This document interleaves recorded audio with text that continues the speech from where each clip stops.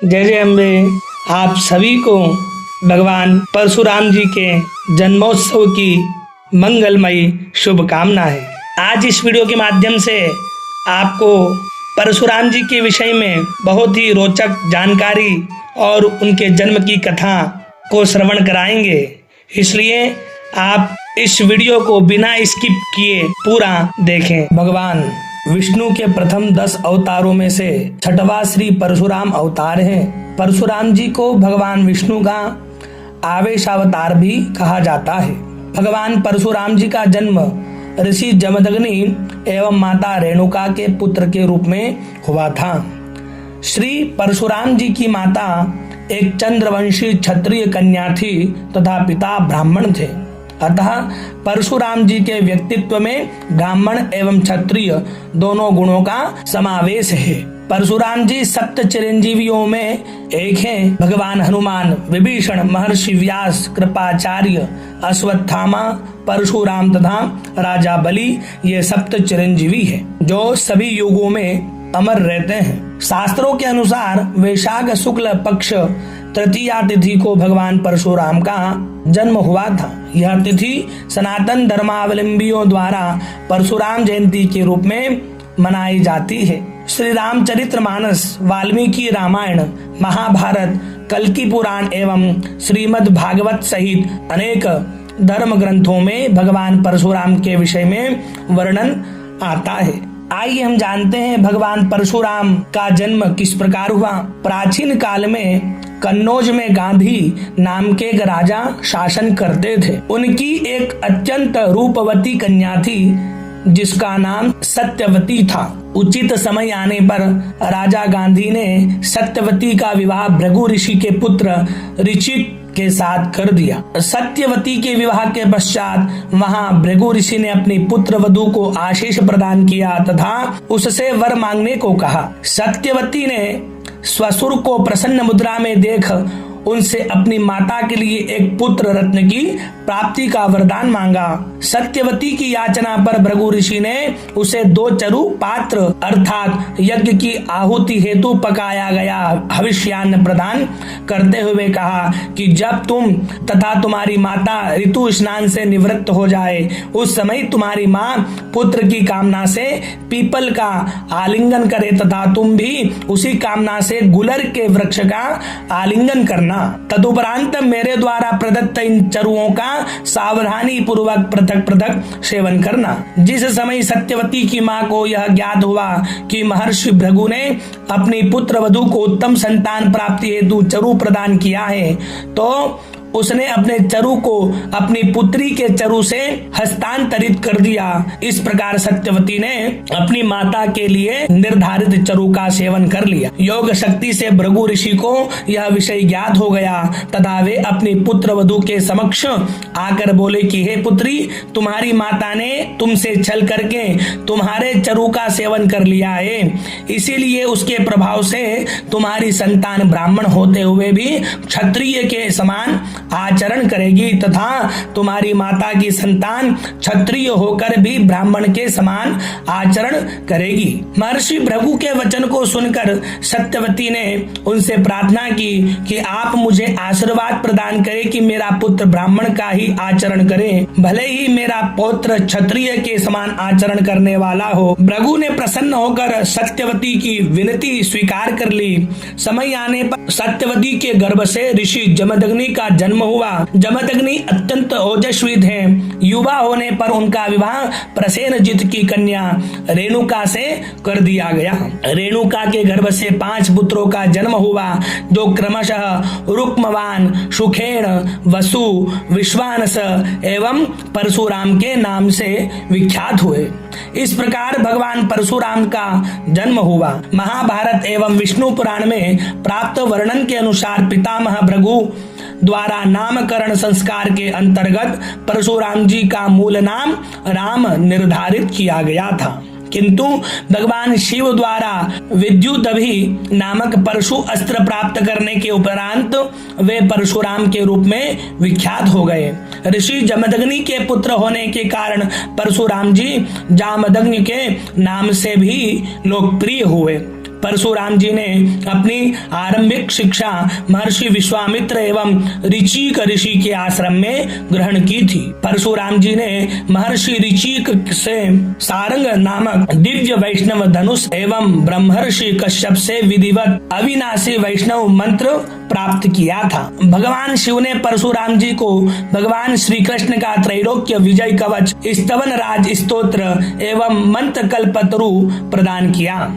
तदुपरांत परशुराम जी ने चक्र तीर्थ में निवास कर घोर तपस्या की, जिससे प्रसन्न होकर भगवान विष्णु ने उन्हें त्रेता में रामावतार के समय तेजो हरण के उपरांत कल्पांत भूलोक पर चिरंजीवी होकर तपस्या करने का वरदान प्रदान किया। भगवान परशुराम शस्त्र विद्या में निपुण है एवं शस्त्र विद्या के सर्वोच्च गुरु भी है।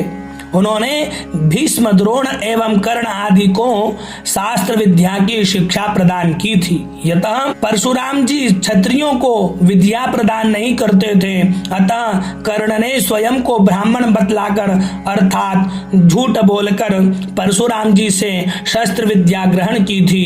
किंतु सत्य ज्ञात होने पर भगवान परशुराम ने कर्ण को यह शाप दे दिया था कि जिस समय उसे इस विद्या की सर्वाधिक आवश्यकता होगी, उसी समय यह विद्या विस्मृत हो जाएगी। भगवान परशुराम ने एकादश छंद युक्त शिव पंचचत्वारिंशत नाम स्तोत्र की रचना की थी। परशुराम जी आजीवन एक पत्नी व्रत नियम का समर्थन करते थे। उन्होंने महर्षि अत्रि की पत्नी अनुसूया, अगस्त ऋषि की पत्नी लोपामुद्रा तथा अपने प्रिय शिष्य अकृत वर्ण के सहयोग से एक विशाल नारी जागृति अभियान का नेतृत्व किया था। कल्कि पुराण में प्राप्त वर्णन के अनुसार जिस समय भगवान विष्णु कल्कि अवतार धारण करके भूलोक पर अवतरित होंगे, उस समय परशुराम जी उनके गुरु के रूप में उन्हें शस्त्र विद्या प्रदान करेंगे। श्रीमद् भागवत में प्राप्त वर्णन के अनुसार एक समय कार्तवीर्य अर्जुन ने भगवान दत्तात्रेय के निमित्त घोर तपस्या की। कार्तवीर्य अर्जुन की तपस्या से प्रसन्न होकर भगवान दत्तात्रेय ने उसे दर्शन दिए तथा इच्छित वर मांगने को कहा। कार्तवीर्य अर्जुन ने भगवान दत्तात्रेय से एक सहस्त्र भुजाओं का वर मांगा तथा यह भी निवेदन किया कि युद्ध में उसे कोई पराजित न कर सके। भगवान दत्तात्रेय ने कार्तवीर्य अर्जुन को सहस्त्र भुजाएं प्रदान की, जिसके पश्चात वह सहस्त्रार्जुन के नाम से विख्यात हुआ। एक समय देवयोग से सहस्त्रार्जुन वन में आखेट करते हुए ऋषि जमदग्नि के आश्रम में पहुंच गया। ऋषि जमदग्नि के समीप देवराज इंद्र द्वारा प्रदत्त एक कपिला कामधेनु गौ माता थी, जो मनोवांछित फल प्रदान करती थी। ऋषि जमदग्नि ने कपिला कामधेनु की सहायता से सहस्रार्जुन के सैन्य दल का अविस्मरणीय आतिथ्य सत्कार किया। उस दिव्य गो का चमत्कार देखकर सहस्रार्जुन के हृदय में लोभ उत्पन्न हो गया तथा उसने ऋषि जमदग्नि की अवज्ञा करते हुए कामधेनु का बलपूर्वक हरण कर लिया। जो ही भगवान परशुराम को अपने पिता के अपमान के विषय में ज्ञात हुआ, उन्होंने कामधेनु को पुनः प्राप्त करने हेतु सहस्रार्जुन से युद्ध किया। अंततः युद्ध में परशुराम जी ने सहस्रार्जुन की सभी भुजाएं काट दी एवं उसका वध कर दिया।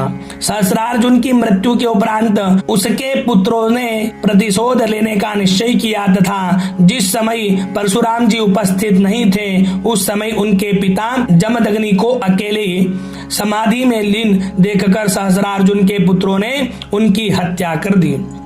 परशुराम जी की माता देवी रेणुका को जिस समय उनके पति की हत्या की सूचना प्राप्त हुई, उस समय विचलित होकर वे भी चिताग्नि में जमदग्नि के साथ सती हो गई। परशुराम जी जब लौट कर आए तो अपने माता पिता के विषय में ज्ञात होते ही अत्यंत कुपित हो उठे तथा उन्होंने प्रण किया कि मैं संसार के समस्त क्षत्रियों का नाश कर दूंगा। तदुपरांत भगवान परशुराम जी ने पूर्ण शक्ति से महिष्मती नगरी पर आक्रमण कर दिया, उसे अपने अधीन कर लिया तथा 21 बार संपूर्ण पृथ्वी से अहंकारी एवं दुरात्मा प्रकृति के क्षत्रियों का नाश कर दिया। भगवान परशुराम ने पंचक क्षेत्र के 5 सरोवरों को हय वंशी क्षत्रियों के रुधिर से भर दिया तथा सहस्रार्जुन के पुत्रों के रत्न से अपने पिता का श्राद्ध कर दिया। परशुराम जी का क्रोध शांत न होते देख अंततः महर्षि ऋचिक ने उन्हें दर्शन दिए तथा उनकी विनाश लीला को रोका।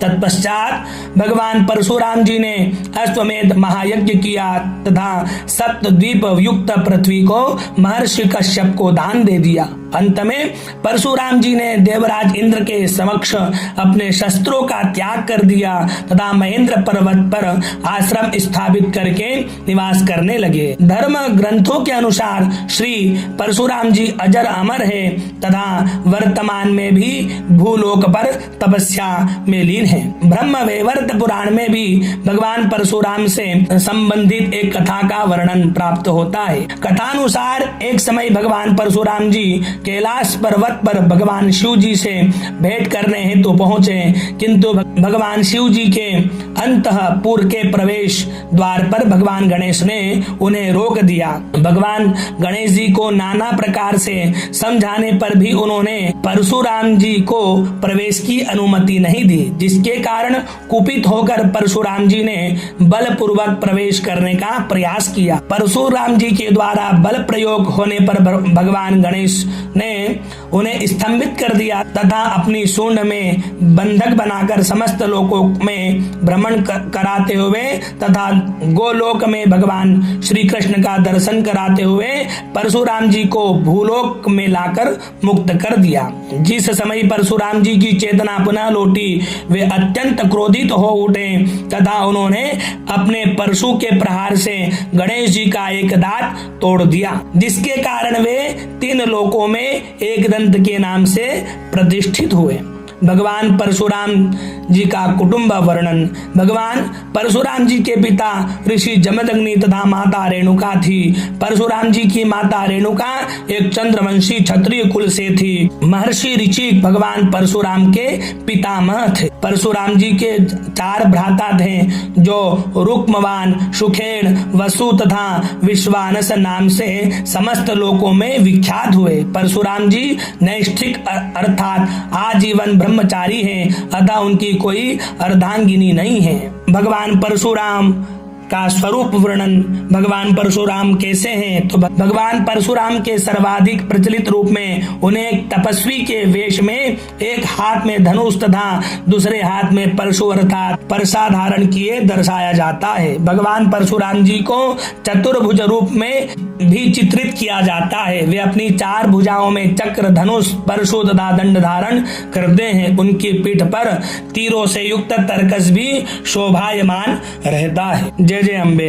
ऐसे ही शास्त्रोक्त जानकारी पाने के लिए हमारे इस चैनल को लाइक करें, शेयर करें और सब्सक्राइब करना न भूलें। जय परशुराम।